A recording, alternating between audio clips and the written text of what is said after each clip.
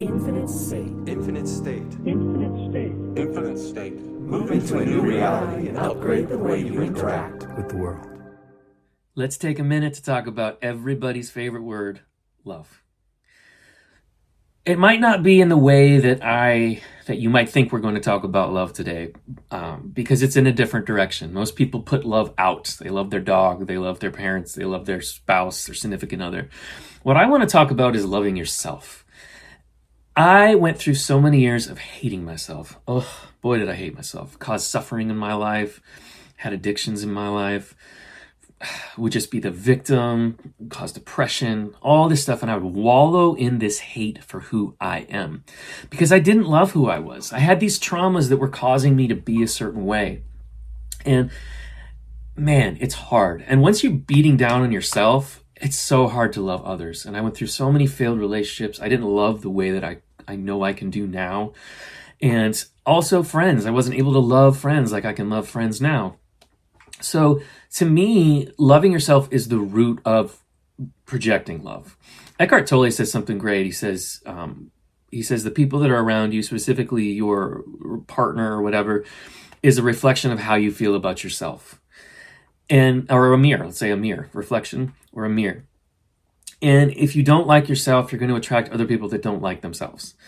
And I know that feeling, and I know it's not good, it's not bad, it's just hard. It's hard to love somebody else if you don't love yourself.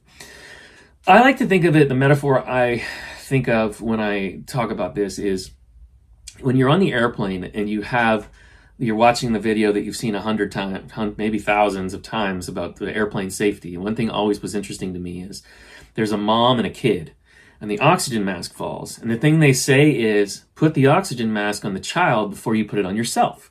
I always thought that's so weird. Why would you do that? And then as I got older, I realized, it's because if you can't breathe, how are you going to save your child? And I think about that a little bit with love. It's like, if you can't love yourself and you can't save yourself, and you can't be good to yourself, how can you be good to somebody else? And the job about that is you can't love somebody else and force yourself to love somebody else because you have a ceiling. So if this is how much you love yourself, you're going to keep doing this. You're going to keep bashing against that ceiling. So our goal as human beings is to bring that ceiling up. And the higher the ceiling, the more love you can feel for others. But you're always going to get to that ceiling. You're never going to overlove someone. Because what happens when you get past that ceiling is you lose part of yourself.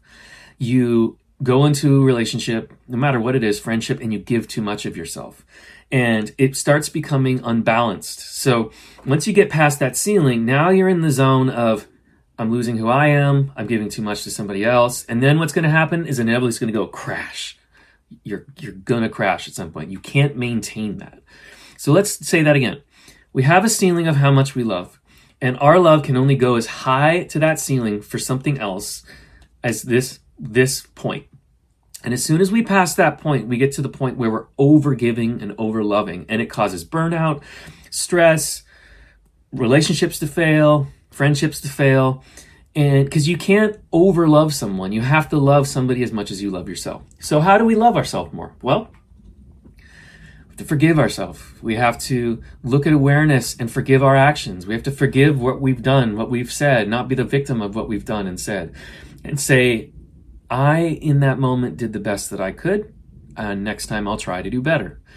And also we have to go inside, and meditation is such a powerful tool for that, to find that love inside. And I have such a weird thing that happened to me. It was through therapy and meditation, but I remember going through the process of, I had this little ball, and this little ball that was like in my heart. And he had like little eyes that looked around, and he was all colors. It was like he was all colors. And this little ball started out in a house. This is weird, I know. In a house.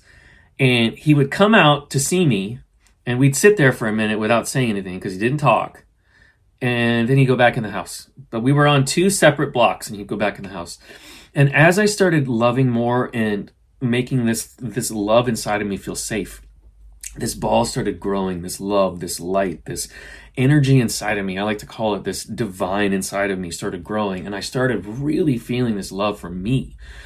And when that happened, things started shifting. Like some of my addictions started going away, and how I treated people was different. How I treated myself was different. I took care of myself better. I was losing weight. I was more relaxed. I was more joyful. I was manifesting all these things that I wanted in life because I love myself first. And it really is a beautiful thing to think about. When the mask falls, you can't save your child if you don't have oxygen. And you can't love a partner the way that I know you want to love them. I know you do. I know that you want to love as much as you can. But you're not going to love that partner if you don't love yourself. And looking inward and forgiving yourself, doing inner child work is a really valuable thing for some stuff that you may have happened when you were a kid, that ruminate, that might pop up, that might come up. In the Infinite State app, there's wonderful stuff to do around inner child work and getting that love for yourself. There's some courses in there that I really would love you to check out, and there's some meditations that really help you get that love. So ask yourself throughout the day, what are you doing that's not loving to you? What are you putting in your body? What are you saying? What are other people saying? What are other people saying to you that you allow them to say to you? That's a big deal. If somebody treats you with disrespect and you kind of just take it, your body notices that. Your body goes, wait a minute, that didn't make us feel very good. Why would they say that? And instead kind of stand up and say, well, why would you say that to me? Don't be reactive, like we talk about all the time. Just stand up and go, man, that was really hurtful. Why'd you say that? And then they might step back, and who knows where they're at. They might, oh, I'm sorry. And then it's over. That's the beautiful thing about relationship that I had to learn, and it was a recent thing for me, was apologizing and accepting an apology. And I still struggle with it. I really do in relationship, especially with Sarah and my marriage. But I've gotten so much better of saying, hey, I am so sorry that I said that. This is where it was coming from, and it could be a trigger. And I analyze it, and I was like, why the heck was I so rude? And then having a partner that goes, it's okay, I forgive you. It's over. It's done. No percolating, passive-aggressive energy. It's over. And next time, I'm more mindful of how I say that thing. And when you're in a relationship and you're learning a person, you're going to say offensive things. It's just, that's what it is. And if you don't call those things out, they don't get rectified, and you're going to be in a situation where they're going to continually happen. And then the dam bursts and one little thing goes off and the relationship just goes.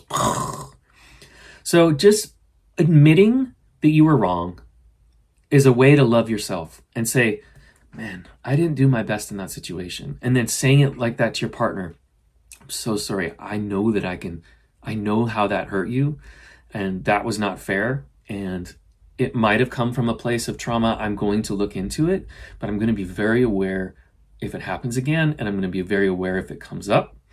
And then you start understanding yourself better. And what your body wants for you is to understand yourself. Your body wants you to love it. It does. The trauma that's in your body is stopping that love from happening. And your body wants you to love it, and then it wants to show you these things. It wants to show you these wonderful, beautiful emotions and energy and love and light and all these beautiful things, but it's scared to do it. Just like that little ball of light didn't want to come out of the house. Well, now he's in here, and he's different sizes, and the more I meditate, the more I feel him big and wide. But there is this light in here that I never had before, because he was stuck in the house and he was so scared to come out because he was like, he's not going to be nice to me because he's not being nice to himself. He's not being nice to other people, or he's this and that. Like, I don't feel safe.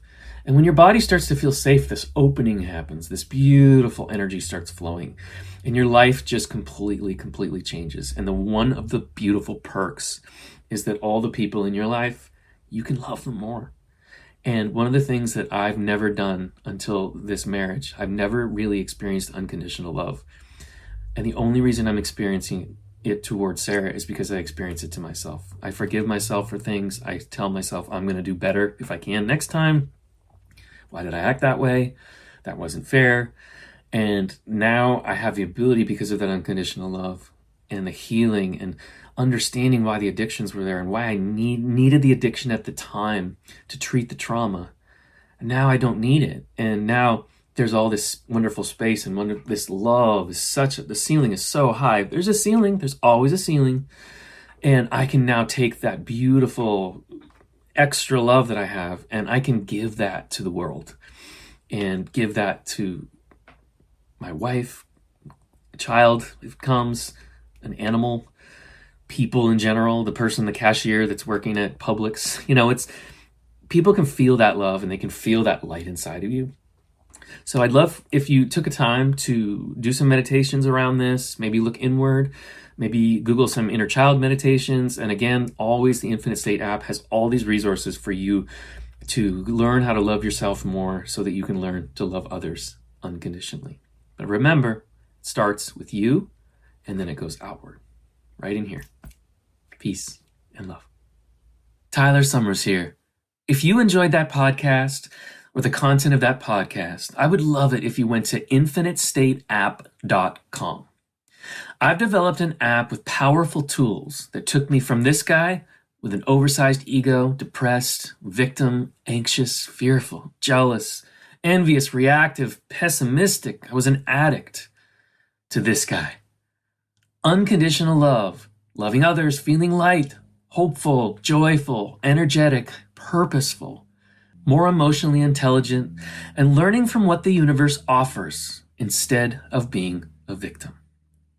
www.infinitestateapp, you'll be able to download for free this powerful tool, always free.